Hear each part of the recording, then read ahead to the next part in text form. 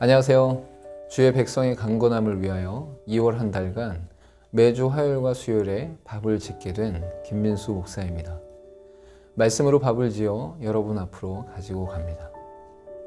오늘 말씀은 마태복음 12장 31절과 32절의 말씀입니다. 개역 개정입니다.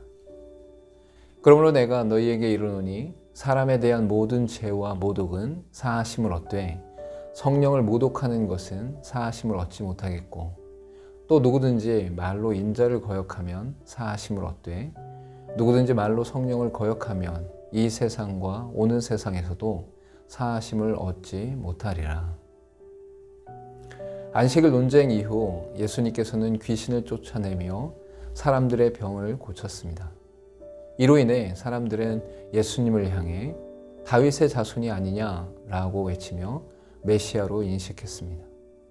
이런 상황 속에서 바리새인들은 시기와 질투 속에서 예수님을 향해 바알세불의 힘을 힘입어 귀신을 쫓아내고 있다고 주장했습니다. 이는 예수님께서 치유와 축기 그리고 진리의 가르침으로 인해 수많은 사람들이 쫓았기 때문입니다. 바알세불의 문자적 의미는 파리대왕, 오물대왕으로 귀신 중의 귀신 혹은 마귀라 하는 사탄, 즉 고발자를 일컫는 당시의 속어로 불리었습니다. 바리새인들은 예수님이 귀신의 힘을 입어 마술을 행하는 것으로 몰고 갔습니다. 이런 내용은 돌로 쳐 죽임을 당할 만한 심각한 죄였기에 예수님을 죽일 구실로 작용할 수 있었습니다. 하지만 예수님께서는 자신이 성령을 힘입어 축기 사역을 하셨고 이는 하나님 나라가 이미 임했다는 증거를 명확하게 말씀하십니다. 성령을 힘입는 사역은 예수님으로 인해 죄와 사망의 권세가 밀려나가고 그 자리에 하나님 나라가 도래했다는 증거입니다. 성령 하나님은 메시아를 통해 하나님이 구원의 마지막 장을 여실 증거이십니다. 따라서 축기 사역은 하나님 나라를 대적하는 사탄과 그의 부하들이 이미 패했음을 의미합니다. 그렇게 예수님의 사역이 바알세불의 힘을 힘입어 귀신을 쫓아내었다고 주장하는 것은 성령을 모독하는 죄, 성령을 거역해 말하는 죄를 범한 것이며 용서받지 못한다고 말씀합니다. 성령의 사역을 사탄의 일로 돌리는 것은 회개를 불러오실 수 있는 유일하고 신인격을 지닌 분을 명백하게 고의적으로 그리고 결정적으로 거부하는 행위를 말합니다. 이는 성령을 통해 예수님의 죄 용서 사역이 적용되는 가능성을 닫는 것이며 의지적으로 예수님의 반대자의 입장에 서서 성령을 대적하는 행위입니다. 예수님을 알지 못하여 무지한 중에 비방한 죄는 성령께서 회개의 심령을 주면 용서받을 수도 있습니다.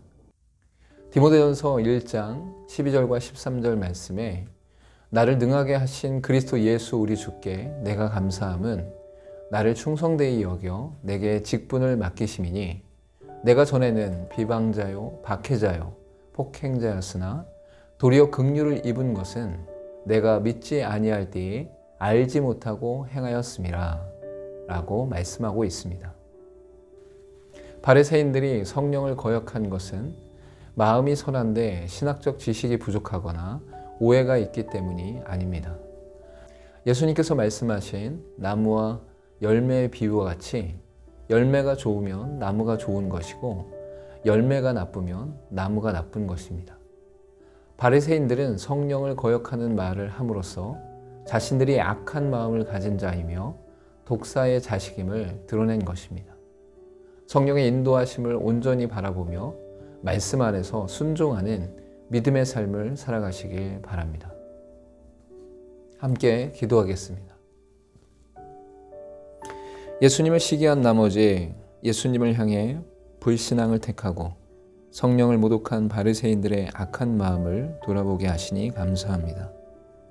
우리의 신앙과 삶 속에 온전히 주님을 의지하며 성령의 인도하심을 따라 말씀에 순종하는 삶을 살게 하옵소서. 성령의 충만한 가운데 날마다 승리하는 삶을 살게 하옵소서. 예수님의 이름으로 기도합니다. 아멘.